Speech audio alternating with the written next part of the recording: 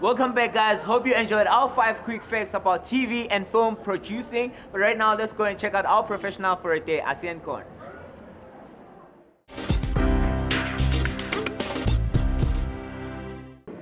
Yes, guys, you're still watching your career choice, Edu-Space. Naisizwa Mashia Lindo Kushomfana Kangwenya. Kona manje we with our professional for a day. I'm talking about Mr. Bongani Mabuza, who is the current producer of the show. Welcome to the show, sir. Yeah. Finally, I get to welcome you to your own show. How are you doing? You good? Fantastic, man. Awesome. Yeah. Today we're talking about film and TV producing, right? Okay, in the world of producing, like what is the most important part about TV and film producing? Well, the most important part, I think that's a very difficult question, but I'll try and answer it as best as I can. I think every part of the film process or the TV process is very important. And I mean, from a producer's point of view, then I would then obviously think that my role is more important than the next, but I think it would be naive because as a producer, then you are supposed to be the person who understands the whole film process. So I wouldn't say there's one role that is more important than another, but I would say I think all the roles work hand in hand because film or TV is more of a collaborative effort than an individual effort. So you are just as important, you know, to the process. So, Thank you. Yeah, man. All right, let's talk about your job description. What does a producer do?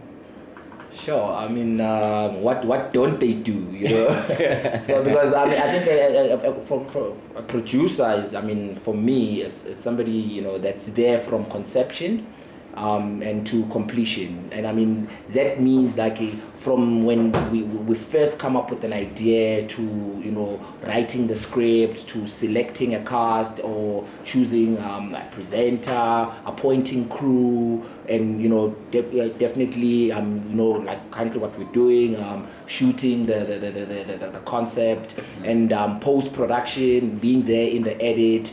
And I mean, if you're talking about film as well, the producer is still there. I mean, if you have to market the film and distribute the film, and way after when, you know, the film it goes to DVD and those types of things, the producer is still part of the process. So describing what you know, like a producer does, he's there in every part of the film and TV process. So that's pretty much what a producer does. You know, he leads that process, he manages that process, and most importantly, you know, he works with a budget and he manages those budgets, makes sure that things are done within budget, and he needs to definitely have a sound financial mind. And yeah, just to also add on that, in terms of creative control, how involved are you as a producer to make sure that the project is run smoothly and all that? Well, that depends on project to project. Some projects, producers have more creative control, especially if they are the ones financing the project. So if I'm financing a project, I might want it to turn out a certain way, have a different feel, or a feel that I feel will suit it best. So I might be the one sort of giving ideas or instructions to my director as to what path to follow. In a sense that you are employed within a production company or a TV station, you might have somebody above you who might guide that process and, you know, talk to you about following a certain format. So creative control really depends on the type of project that you are working on. So that's pretty much it, man. And yeah, like probably you would be the one to know, like, what makes a good producer. Various things, man. But for me, most importantly, I think what makes a good producer, you definitely need to have a vision. So you need to be somebody that is able to see something before it comes to fruition. So anybody who is a good visionary is able to then be, you know, like do this job very well. So if you are a visionary, it does add to, you know, to your leadership skills, because that's pretty much what this is about. If you're constantly doing something in a leadership capacity as a producer, so a vision comes in very handy. So I think a vision is one of those skills. All right. Yeah. So Bongs, as a producer, I want to know, like, does like a film or a TV production like need a producer, or can it do without a producer? I don't know, man. What do you think? No, but obviously you need that person with the vision to actually give you, the direction. No, I mean, I definitely think. I know it's conflict of interest, but I definitely think that a producer is one of the more important roles in the process, and we definitely need a producer. One, because he's a guy that does the organizing of most productions, and most productions are organized, planned by producers. So, like I said earlier, from conception to completion, you need a producer. So, I don't see how the process can work without one. All right. So when does your job end? Is it when the cameras stop rolling? It doesn't end, because if you are there in the beginning and you are there, when it's done, there are people who at some point stop. For instance, a camera person could be hired for an hour or hired for a day. Post that day, he's done his job. An editor is not there when we are shooting. Presenter as well could only be there when on set. But post that, those people aren't there. So in a producer's sense, he needs to be there throughout the process. He's there when the idea is created. He's there when it's being shot, and he's there when it's being edited. And like I said earlier, he's there when it's being distributed, whether it's through broadcast or a film festival or whatever.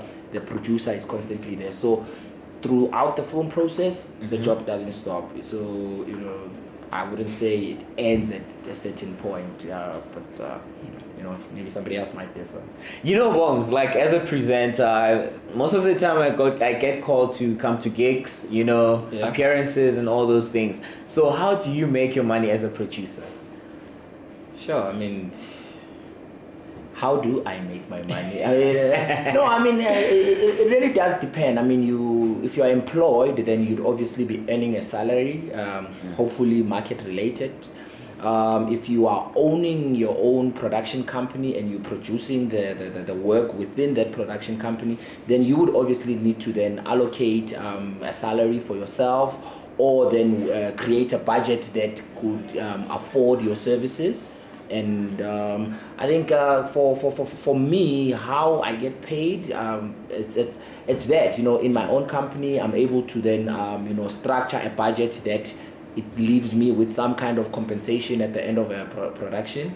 And if I'm employed somewhere, or if I'm hired to come and produce a particular project like this one, then I would obviously then earn some kind of remuneration through either invoicing or some kind of salary also. With that being said, one will assume that producers will be the most paid department in the TV industry. Yeah. Can you please elaborate to us if that's true or not? I think they should be. Yeah. No, honestly, it's one of those things where I think everyone working in a different in the various departments would think that their department is the most important. So presenters would think that they need to be the most paid, and producers alike. But I think the workload that the producers have to bear with could warrant that they are the most paid in a production. So yeah, I think personally I think that a producer is one of those roles that could be the highest paid. But obviously you still get in a studio sense or in a film sense, you still get investors, people who invest money, who might want to get the most return. And in a broadcast sense, you still get the broadcasters themselves, who are also in it to make profit. So if they hire you to produce works for them, most of the money might end up with the broadcaster itself. So You know, most paid, it really depends on the different roles. I mean, you still have people who work in the marketing department, in the film process, who might also think that their roles are important. So producers in a production sense might be the most paid. Yes. But obviously it depends project to project, channel to channel, company to company, and yeah, those are some of the distinguishing factors of how much you would get paid as a producer. And lastly, before we close, I want to ask, do you think it's very important for producing to be taught in high school? High school, yeah. I think film appreciation and film knowledge can be taught in high school.